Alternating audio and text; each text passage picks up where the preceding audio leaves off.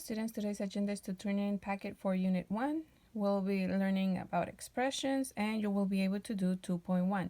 Today, students will be able to create second and third degree expressions from scenarios. But first, let's start with some vocabulary. So unit, the object you will end up with in the problem. So what you're talking about in the problem. Term, a multiplication of numbers and variables separated by plus and minus signs. So in here we have this expression 3x plus 2xy minus 3. This is one term, this is the second term, and this is the third term. And it's being separated by this plus and this minus. When we're separating those terms, we include the sign on the left, okay? The next one is coefficient, a number multiplying a variable. In this expression, the coefficients will be 3 and 2 because those are the ones that have variables. The constant is a number with no variable. So in this case will be the -3. We still need to include the sign on the left.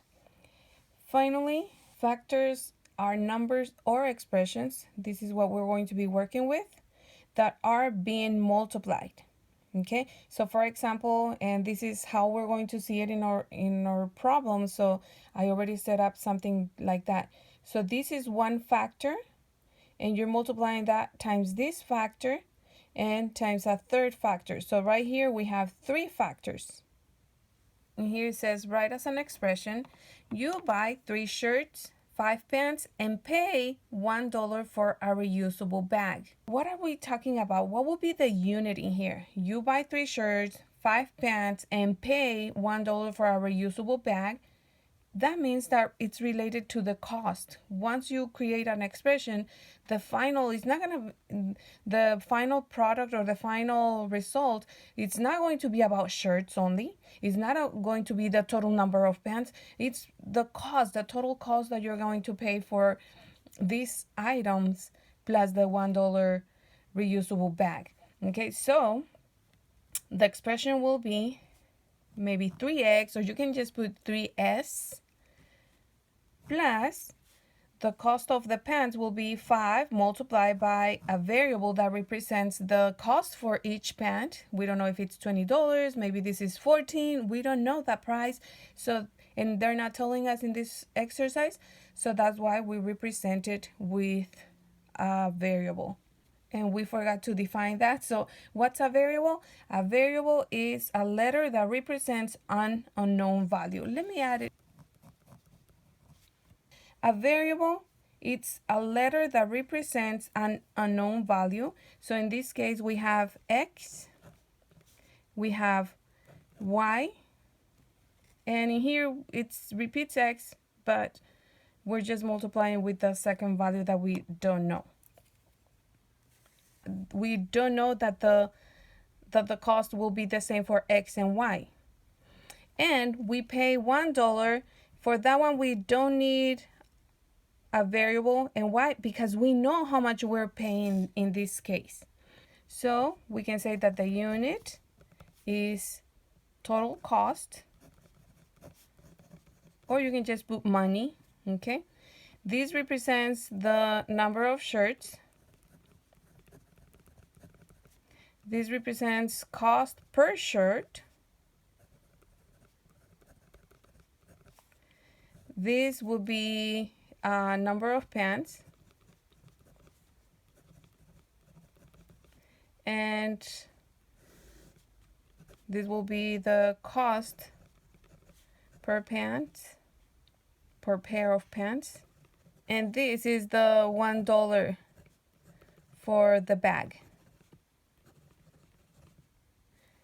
Okay, again, the unit is the total cost of all of this. What will be the terms?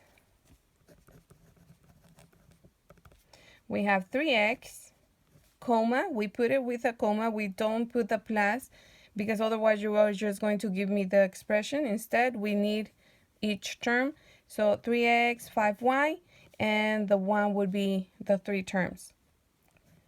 The coefficients would be 3 and 5. Remember, coefficients are the numbers that multiply a variable. And the constant would be the 1, the number with no variable. So you will be applying something like this every single time that you go to the store and buy something, because you just multiply the number of items times the cost of each one and just put all of it together. And these might be the taxes, which is constant at that moment. And so it will be different for different people, right? Depending on what they buy. Number 2 says, there are 5 classrooms with the same number of tables, which have the same number of chairs. 3 chairs broke. Okay, so what do we start with? We have 5 classrooms. Do we know how many classrooms do we have? Yes, so we just put 5 for that item. And why am I saying that? Because some people want to write 5 and then C for classrooms.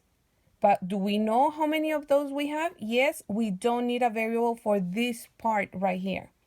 With the same number of tables, do we know how many tables? No, so that's when we use a variable. And you can use T for tables, but I recommend that you do it a little tilted, or you can just continue to use X and Y. That's why they say that algebra is the intense study of X, Y, and Z, or the last 3 letters of the alphabet, because those are the ones that we use most commonly. Okay, but you can just put with the same number of tables, which have the same number of chairs. So these are accompanied by the chairs, and that's when you put like a multiplication. Okay, so you're multiplying 5 times the number of tables times the number of chairs. And I don't want people to confuse it, because sometimes they say, oh, 5 times T plus C. Okay, sometimes they want to multiply, or sometimes they just put 5 times T, the 5 classrooms multiplied by the tables, but then just add like 1 chair or the number of chairs. But in here it tells me that each table has the same number of chairs. In here it just tells me that the classrooms have tables, each one has the same amount, and then you're just adding chairs, and they're not accompanying each table. Okay, so let me see if I can do, let's say that I have the 5 classrooms and I'm drawing them too small. So okay, the classrooms have tables. We don't know how many. I'm just drawing that each one has tables that look like windows. Okay, we don't know how many. They're hidden somewhere. Okay, so they have the same number of tables. And you're just adding chairs on a separate room, per se. But in here, what it's saying is that we have the 5 classrooms. And that's what the problem is actually saying. We have the 5 classrooms. Each classroom has tables. Okay, and again, we don't know how many. I'm just drawing 3 for us to understand, but it can be more. It can be 5, it can be, but the same number in each classroom. It also says that it has the same number of chairs. Okay, the tables have, so let's say that each one has 4.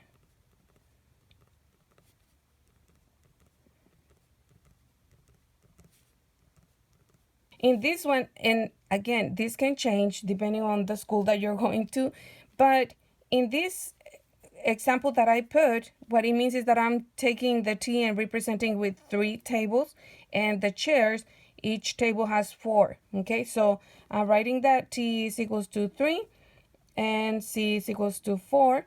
And so if we were to use this, let's look at what each one of these expressions, and I know I'm not done because this says 3 chairs broke, but let's see how it would look with those numbers in here.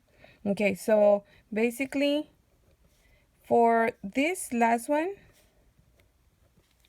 5 times T just means the 5 times the 3, which is 15 tables. And then the C will be plus 4. Okay, plus 4 chairs. We don't know. And let's use this part. 3 chairs broke just means that we're subtracting 3. That number we know. Do we know how many chairs broke? Yes, -3, so it does not need a variable, okay? This just represents the number of chairs, and we don't know how many there are. I'm using this as an example, but we in reality don't know that those are the values. And this represents the number of tables in each classroom, okay? And the 5 is the number of classrooms. So 5 times the number of tables, and that after I get that, by multiplying 5 times that number, in this case 5 times 3 will be 15, we know how many tables are accompanied by the number of chairs. And again, I'm giving this value so that we can see it visually, but in reality we don't know that number, okay? And so if we did have these values, it would be 5 times 3 is 15, 15 times 4 is 60, 60 minus 3 would end up with 57 chairs. So what is the unit in here? The chairs is the unit. Okay, the chairs is the unit. While in here, we're multiplying the five classrooms. The 5 classrooms times the 3 tables will end up with 15 tables, plus if we replace also the chairs, we know that we have 4 chairs because we're giving that value, right? So 15 plus 4, but what? We know that it's 15 tables plus 4 chairs, but in reality, that doesn't make sense with what we're learning in here. Now, what if we multiply this? Let's say that this, again, the table is represented. The table says 3. The chairs are 4.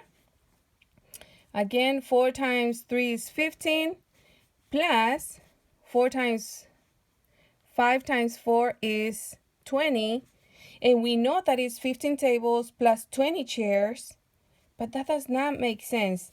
The whole unit, the whole problem is talking about chairs. So we can say that this gives us, we end up with numbers that don't make sense.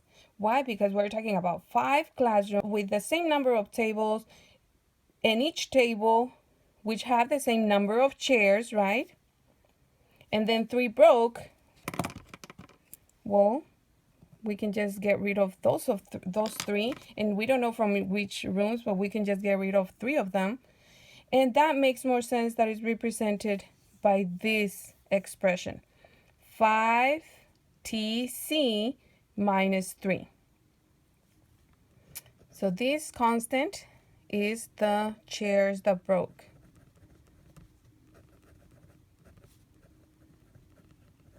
Okay, how many terms do we have? We have 2 terms. Let me write that down somewhere in here. So terms is 5TC, and the other one is -3. The coefficients,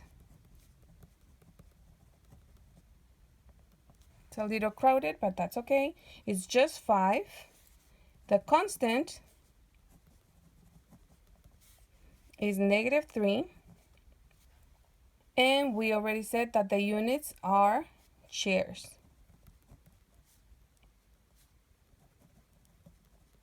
We can say that the smallest unit that they're talking about, that's what this whole expression represents. And again, with the example that I put in here, we end up with 57 chairs. Okay, so that's what we're talking about. That's the unit. What we end up with is how many chairs do we have at the end after 3 broke. It says, I want to decorate a birthday card with glitter. I note that the length is 3 centimeters longer than the width. So, and before we continue, I think I want to show some expressions so that we are more familiar without the word problem.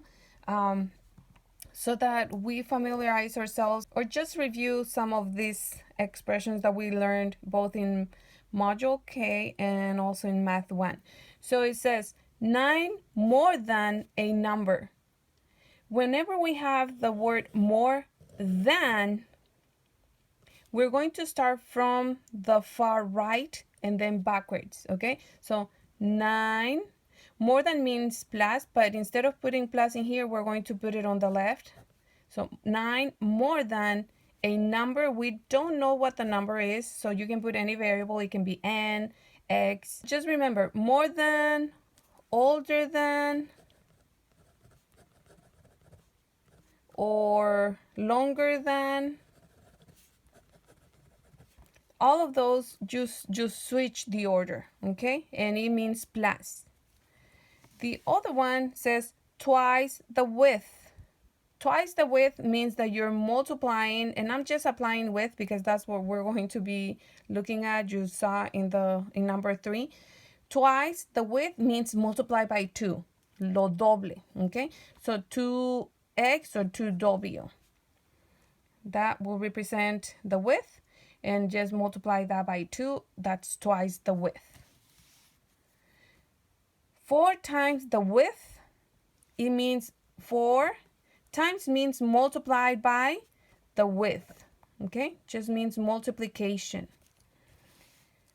And then in here, we have 2 things. We have 5 more than 3 times the other. Or it can be 3 times the width, okay? For example. So 5, remember that we start from the far right. 5 more than 3 times the other. 3 times the other means multiply by the other, okay? Just choose, we don't know the value of the other, so we just replace it, or we just represent it with a variable. And so these are just so that you really understand it out of the context of the word problem. Sometimes we don't see it, but if we see it separate, maybe that'll make it easier once we see it in the word problem. Okay, and now let's go back to our word problem. It says, I want to decorate a birthday card with glitter. I know that the length is 3 centimeters longer than the width. So the first thing you want to do is like, oh, we're comparing with the width. So we're going to take that as the width, okay? Length times width. And the length is 3 centimeters longer than the width. So that means 3 longer than the width. Okay, I'm doing it slowly so that you can see when we have the words longer than, you start on the far right. It means plus and the width. So what they're asking in here, what would be the unit? Well, they're trying to tell us that they're going to decorate with glitter, beautiful glitter on the card. And so we need to know the area, right? If we're decorating the inside of the card, that's the area. And so for the area, we know that it will always be length times width.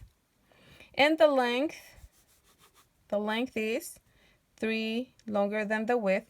So we can just say, oh, then it's going to be W plus 3 times the width is just W. Those would be my factors. The factors would be, one of them will be W plus 3. We put a comma and we put a W. Those are my 2 factors in here. Now, what if I simplify this? I'm going to multiply W times W is W squared, and W times 3 gives me 3W. Now, if they ask for the terms, you're going to simplify it first by using distributive property, and you will have one of the terms is W squared, the other one is 3W. And the coefficient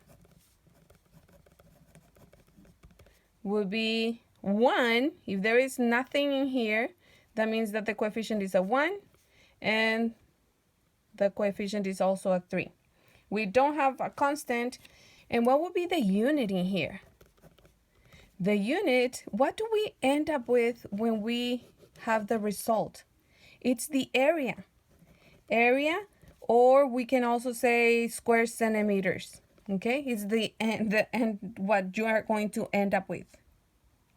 And why did I put a 3? I have no idea, but it's square centimeters. Okay, square centimeters. For number 4, it says, I am unboxing a package I got on the mail. The length of the box is 3 times the width. The height is 7 times the width. And it's real. Here is the package. I already opened it. This is what I got. Exciting. So now back to our problem. It says the length of the box is 3 times the width. Okay, let's start with that part. Let's draw it. So that's the big box.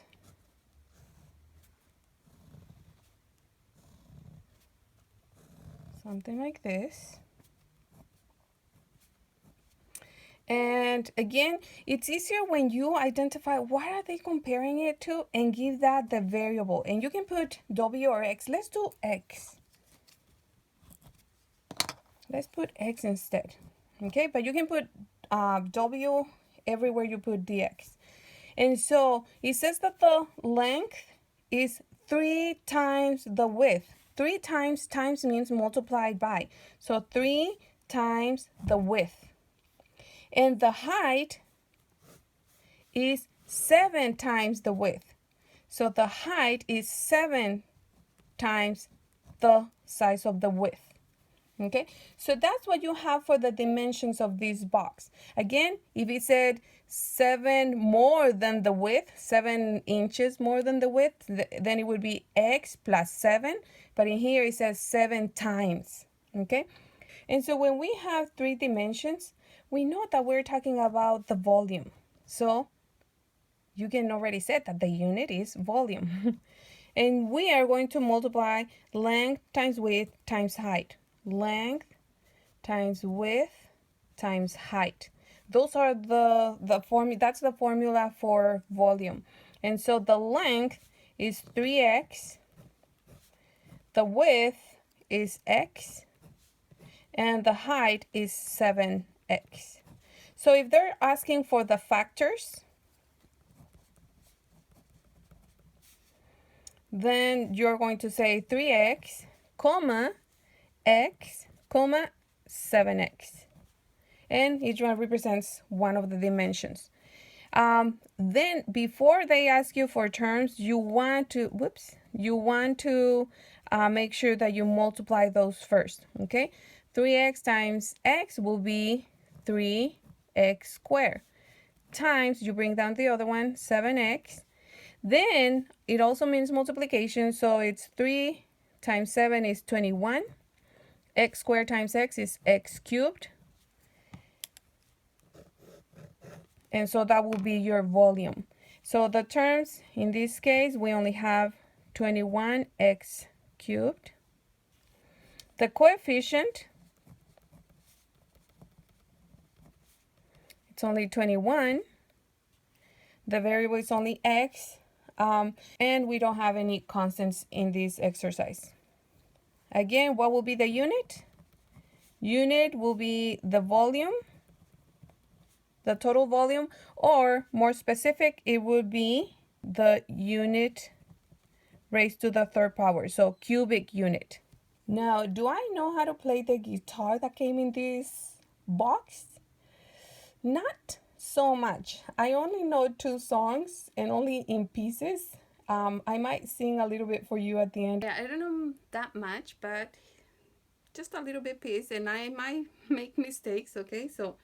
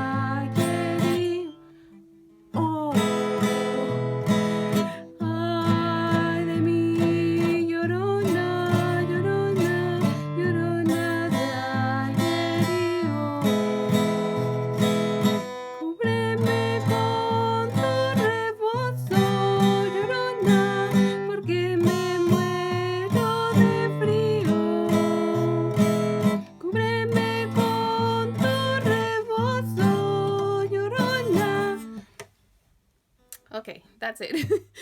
um, well, yeah, thank you. Now you're able to do 2.1 and have fun.